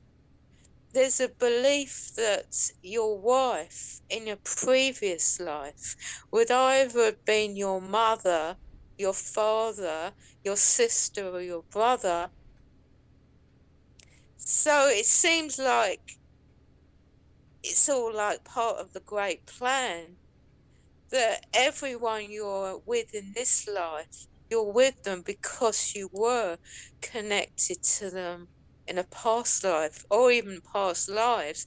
And apparently if someone hurts you in this life, it's because you hurt them in a past life. So it's payback. You know what, Aleemah? I agree. The karmic thing is absolutely real in my belief and in my understanding. I believe that we're tied to one another karmically. Do you agree? Yeah, we are. Yeah. So you're not going to get in trouble for talking to us, right? No. Okay. Okay. No. I don't want you in trouble. Is there anything that you can share, like a fond memory beside? Yeah, I know you shared a little bit about the garden, walking in the garden in Atlantis, and things like that. Is there anything else before I let you go that you can talk about? Because the next time I have you on the show, if you'll come back, we did not talk. You talked a little bit about you guys helping Trump, right? Start the secret space program. You helped him in any way that he possibly wanted it, right? I want to take you to the next level, if you will, if you'll go there, if you have the authority to go there. I want you to take me to the moon. I want you to talk about what happened. I want you to be able to share with me and everyone else here Project Paperclip, the truth behind Project Paperclip. Okay, find it. Would you seriously? Don't just give me a yes, no. Please find out for me if you can give us the true history of Project Paperclip, what happened, what's still happening, MK Ultra, and the moon. What the hell is the moon? Okay. Yeah, I can do all those because I see now I'm personally involved with all of that. Right. That's why I asked you. Hello. We've actually still got an MK Ultra project, and I've actually personally been one of the volunteers. I was Hey, man. actually a volunteer in a 6-month program into sleep deprivation. So No. I actually didn't go to bed for 6 months. Say what? Yeah. The human body would shut down, wouldn't it? You know, I never felt better in my life. Are you It was shitting really me? amazing. Aleemah, I can't go now at 47, 48 years old. I cannot go, let's say 20, 28. Almost. Well, I used to drive. I used to drive for days at night. All right, just drive. I would just drive. Just drive. So when I was a driver, I can't now even go beyond 30 hours, or I'm like, oh fuck no, I'm looking for some place to crash. I mean, like now someone pulls the plug on Matt because Matt's got to find a bed. How in the hell did you stay up for 6 months? Well, I was allowed to ask questions. Well, okay, I'd love to volunteer for this, but how does it work? And so they said to me that they were going to rewire my brain, not through surgery, but the brain's got waves, alpha waves, beta waves, Theta, delta, gamma, right. zeta waves, and all that. That I don't fully understand because I'm not a neurologist. They said they were going to fiddle with it remotely so that I'd be awake for 6 months, but not feel at all tired. And I said, well, what's the purpose of the project? And they said to create super soldiers. And because the thing is that a real super soldier is one that doesn't need any sleep, who's basically on standby 24/7, because war, when war exists, which unfortunately it does, is 24/7. It's not Holy. a case of telling the enemy, oh, hey guys, can you just stop your war for a few hours because I'm tired and I want to have a kip, and hey, let's reschedule our war for 8 o'clock tomorrow morning after I've had breakfast. I mean, war doesn't work like that. That's why in London, England, during World War II, the bombs were dropping like day and night. Did you hear the sarcasm? Yeah.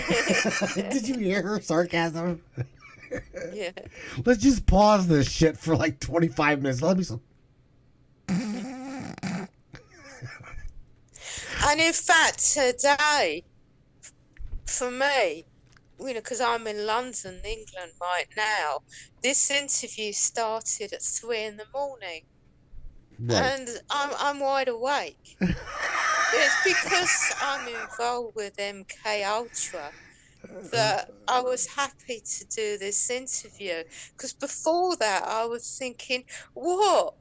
You want me to do an interview at 3 in the morning? She was a little worried. Are you shitting me? Sort of, I don't want to do it. That's my sleep time. Were you not? You were, weren't you? You were a little worried. About getting awake. You're like, oh God, I gotta get some sleep. I just hope I'll be able to get up. Yeah. Well, no, I mean, I went to bed before, but even so, I'd be thinking in the past, what? I've got to do an interview for 3 in the morning. I love having you here. But now the sleep deprivation project was over because it was for 6 months. I'm allowed to sleep as much as I want, but now I find I can't sleep. Well, I get some, but nowhere near as much as I got before. And there's some nights where I've got complete insomnia, where I'm up all night anyway. Because, I got used to not sleeping. Because, they rewired my brain. Let me show you something that Tina Danley, I love her to death. She's in the chat. She's like, what was she? She needs some mojo, right? Let me show you. You can see me, right? You can see my screen. Yeah, I can see you. This stuff here, okay? Right. It's called Mojo. Yeah. All right. Well, it's funny because sometimes I have been filling in for my boss or my ex-boss. Number one, I could use the money for the broadcast, but number two, he just asked me, and I go in, and I usually get a text about 4:30, 5 o'clock in the morning to check my shit. Again, we drive locally, we run all day. Monday was the no-go. No mojo would help me. No nothing. Because I got up, I went to work about 6:30, 7 o'clock. Zach said it was 7. And I did not even get back in my door until 8:30 that night. Let me tell you what. We had a show on Monday night, or it was supposed to be. Yeah. No. Mojo wasn't going to help me. I flat out fell on my face, man. I showered, I ate, sat in the recliner. I just sat in the recliner. I was watching TV, watching YouTube, and gone, dude. I did not wake up until 3 o'clock in the morning. I was like, oh, shit. I'm like, oh, my God. I didn't do a show. I was so worried because we didn't. But anyway, I have a cup of coffee and this. Oh, dude. It's like, it is like sticking your finger in an electric socket. It's like tinfoil in your tooth filling. You're cranking, baby, for at least an hour and a half, 2 hours. Good stuff. Tina says, don't do that. Don't do that. I got Chuck McQuillan here in the thing. He's like, what about the moon? A whole other show, Chuck. Aleemah, we're gonna talk about the moon another show. But just for out to shits and giggles, tell them what the moon is. Just don't tell them all of it. Just what is it? Well, the moon is actually a reptilian spaceship. And, it was brought here like billions of years ago. And we call it Lunar Operations Command. I want to say, what did she just say? I have always had a feeling. Okay, she's not the first one that said this. Okay, I think I told you this. A lot of the questions I had for you, you are doing nothing more than confirming the questions that I've had and the answers given to me. It blows my mind, man. I'm serious. I didn't know you. Chuck McCullough says, is it hollow? Well, it's hollow, but it's got workings inside. Again, like electrics, electronics. Mind blown. For someone that can't really deal with this, because what you're saying, okay, rewrites biblical history. What you're saying rewrites Mosaic history. Any quote unquote his story that we were told, just a bunch of bullshit. That's primarily what you just said in a nutshell by saying the moon isn't real. Yeah, because the thing is, there are clues there, even for people who don't want to believe what I just said. Because the thing is, a moon is known as a celestial body. And we all know that the other planets in the Milky Way have got loads of moons. And a real moon actually spins. Whereas this moon that we have on Earth doesn't. I mean, it rotates around Earth, but it doesn't spin and rotate. Oh. So therefore, we if The we're on Earth, we only see the side of the moon facing Earth. We don't see what Pink Floyd called the dark side of the moon. right. This, that they say, NASA says, oh well, it's there that way because it's all right. Chuck, you said it's polar locked or tidal locked. When the Yeah, but at the fact same is, time, NASA are admitting that it's not a real moon because they actually crashed an object into it and it rang like a bell, didn't it, for it about did, an yeah. hour? Andy Cassidy throws a question out to you and asks, now, if you say yes to this, I'm going to be pissed off at you. Andy says, is she a flat earther, Matt? No, definitely not. Oh, thank God. What we know for sure that the Earth is a sphere, and the reason I know is because I work for Antarctica Base 211, and so I know that Antarctica is a continent in the southern hemisphere. And also, if Earth was flat, there wouldn't be a South Pole. There'd just be a North Pole, like in the middle of the planet. I got So one that's even. another reason why I know. And the thing is that if Earth was flat, there'd be that ice wall that flat earthers talk about. And the thing is that if it existed, then if someone wanted to go to Antarctica, why travel from the UK? Why travel south? You could travel to Antarctica north or west or east. Right. You could go to Antarctica in any direction if Antarctica was all the way around the Earth as an ice wall. You know, I've had a guy on here, and I'm not even going to say his last name, but everybody knows I literally do dig on this dude every single chance I get. So please, let me do this, all right? The fucking planet is round, Dave.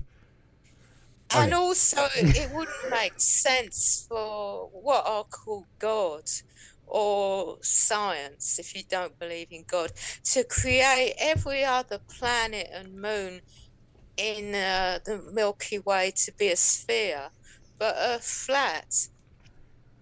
I mean, that just wouldn't make sense. If you're going to make Earth flat, which is obviously possible for God to do, right? Then why not make all the other planets flat for perfect symmetry? Aleemah, the way I see it, and I've always said this, okay? Nature represents nature. Okay, we have got a really, really whoever created us as a being was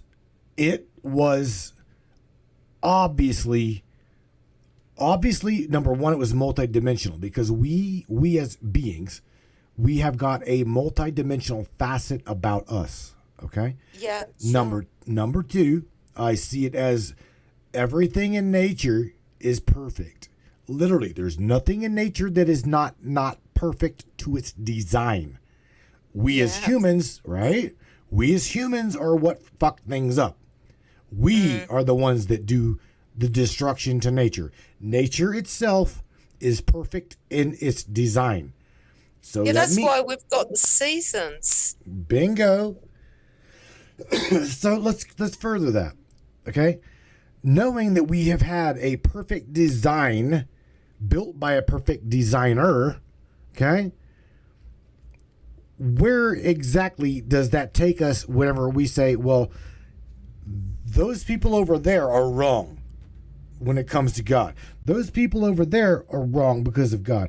There's 4,300 based religions on this planet, and they all think that they're right.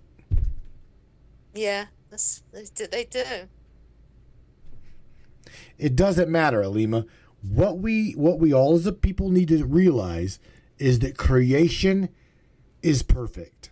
Creation doesn't make mistakes, baby. It doesn't make mistakes. And even though I'm not a scientist myself, I know for sure that everything in nature is created with atoms, and atoms are around. Like, I'm sitting here in my sitting room, and there's the table in front of me, and it looks like a table, but it's not solid like it looks. It's made up of atoms. Wow. Did you really go there? You did. Oh my God. And atoms are around. So everything in nature is round, even though we can't see it. Like skin cells and blood cells are round. Wow, Chuck, you asked a really good question in reference to Hera here. And that is, Chuck asked you, Aleemah, how many planets do you know of, do we really have, that you know of? I personally think in a Milky Way, because I think he's probably asking us about our solar system. I believe that there's 10. 10? Within our little Within what solar we system. call the Milky Way, which is our solar system. And I'd like to add to that, saying that I also believe that is why humans have 10 fingers and 10 toes, to represent the 10 planets in the Milky Way. All right, Hera, let me ask you this one, because Kristen Nickerson just dropped a really good question in the chat, all right? Or she said, this isn't a question, this is a statement. I don't know if you can see this or not, but she says, I just found the moon affects my sleep patterns and sometimes my mood, but not as much my mood in the last few days. Aleemah, let me ask you this.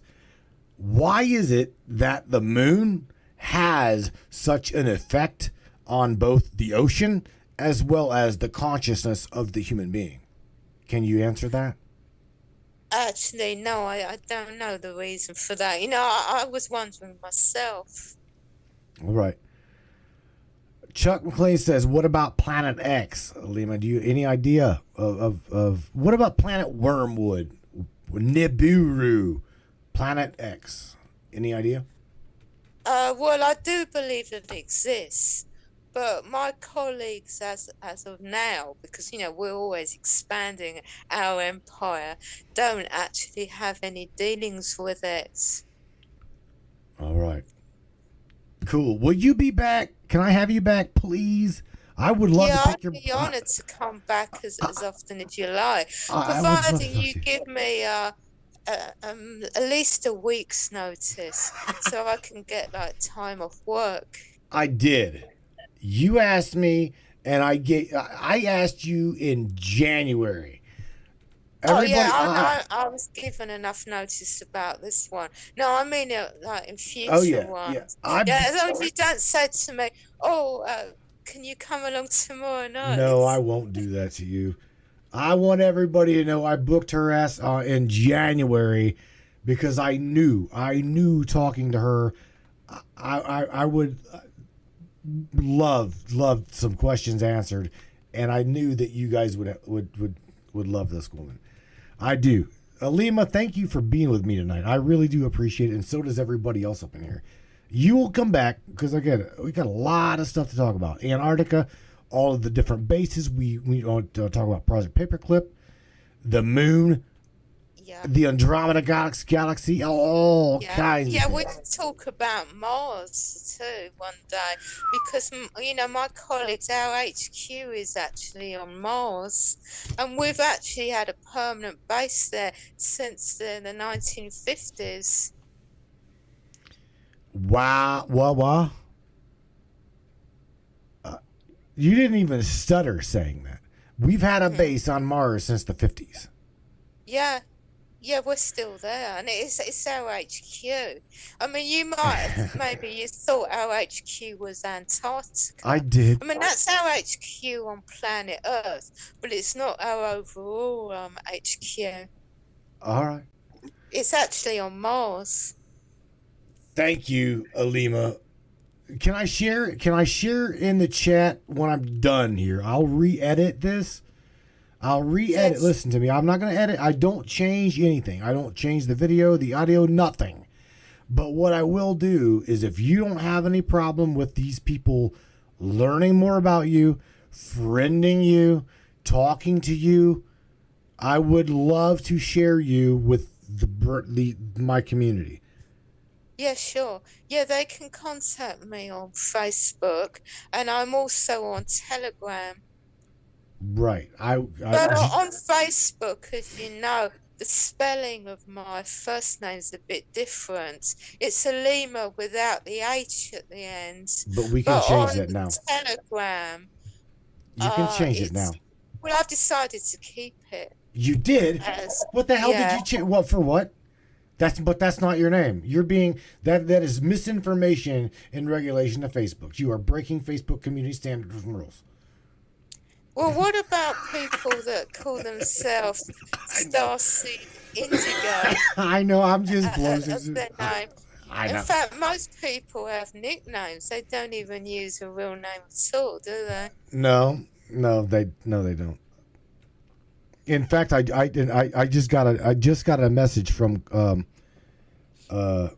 what the hell was his name? I have to look through. I'd have to look through my thing. It was like Federal Georgie or some shit.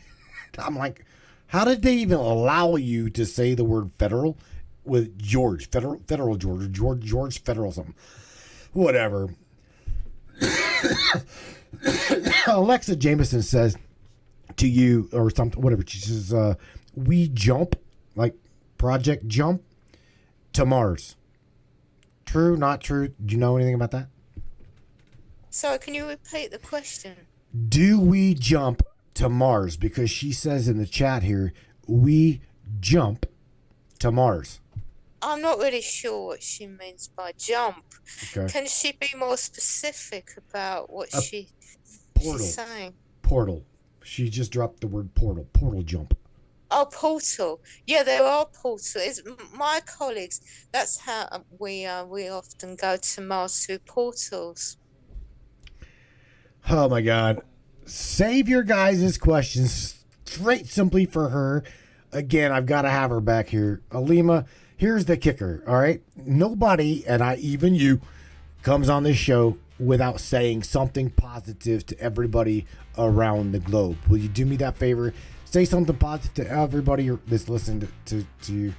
And thank you so very much for being with me. You're going to come back. Yeah, and I'd like to say, it's not just to you, Matthew, but to everyone on the show, thank you so much, for attending and for asking your questions. And, it's a real honor to meet you all, even if it's just online. And enjoy the rest of your day. Oh, thank you, sweetheart. Appreciate you. And yes, I will let you know prior, even prior a week. I'll give you 2 weeks, 3 weeks. But again, I gotta have you back to where we can pick your brain, Aleemah. Again, everybody else, I will drop method of contact in the chat, as well as in the description of tonight's show, to where you guys can get a hold of her.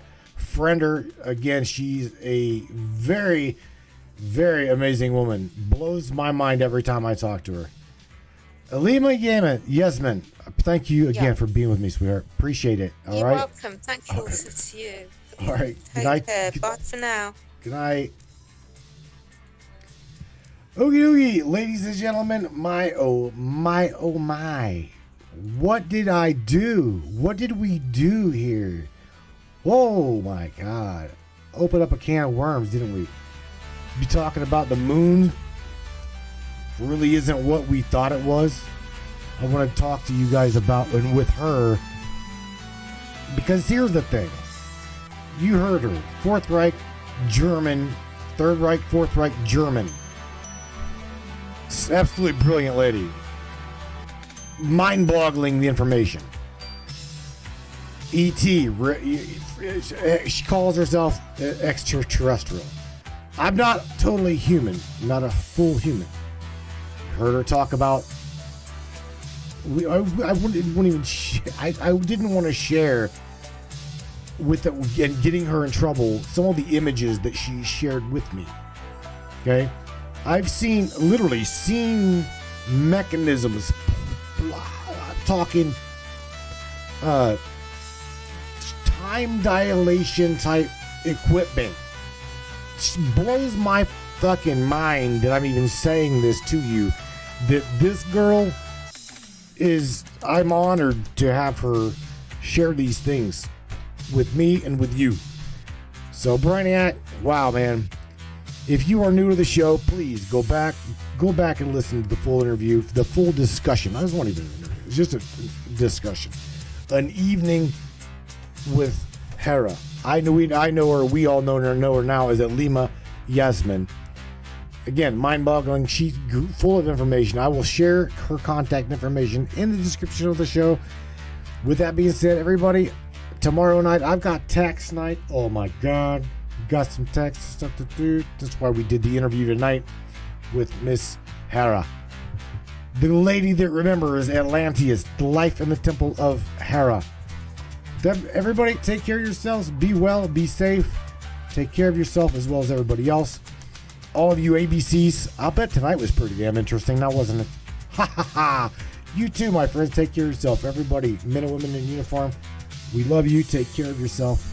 Be safe, everybody. Let's catch you here on Monday night. Good night. Enjoy your weekend. Peace out. Crank that shit up, Brainiac. Yeah, let's go.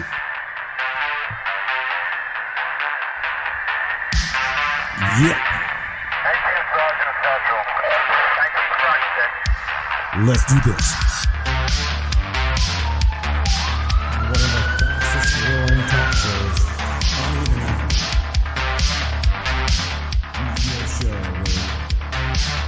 Welcome aboard the Matrix Minds.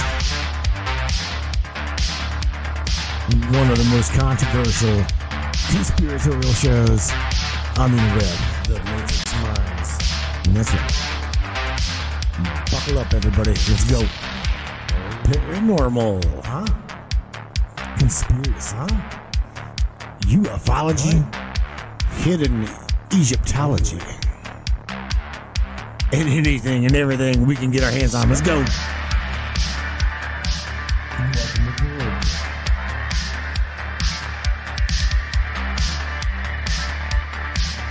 The Matrix Minds. The Matrix Minds.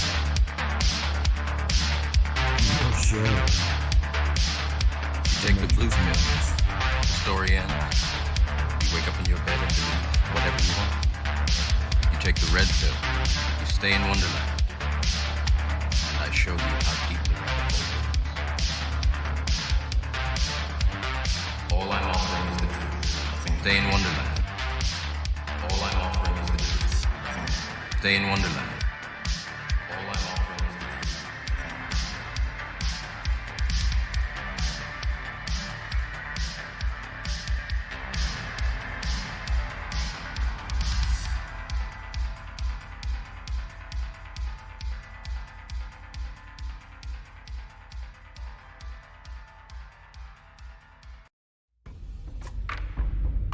What is up, all my beautiful and gorgeous souls? I am Michelle Espinosa, otherwise known as the Shaman, through the Matrix Mind Media. So tell me, how many times have you wished that you had that special power of prediction? You know, to know what was going to happen before it actually happened and took place. To have some power and control over that situation before things came flying at you out of left field. The thing is, you actually can have that power. You can be aware of what's coming. Tune in to Astrology TV with me for Breaking the Cage. Every Sunday evening at 10 p.m. Eastern on the Matrix Mind Media. And I will go through the astrology and help put you on the right course and get you back in control of your own life. Love you guys. This CBD fluid is a whole flower fluid extracted from the cannabis flower. We don't use any heat, butane, or chemicals when we extract, so we get all of the components of the plant. All the CBD, CBG, CBA, all the terpenes, all the flavonoids. This allows our body to absorb at 60 to 90% rather than the average of 6 to 10% absorption you would get with a CBD oil. Because our bodies are made up of mostly water and this is a fluid, it's highly absorbable so that you're getting 500% more nutraceuticals per dose. We also have this available in our CBD spray as well as a muscle rub with all kinds of botanicals. You're going to absolutely love it. Check it out, Brainiacs. MatrixMinds.live/CBD. The CBD I use. Feel free again. Feel alive again.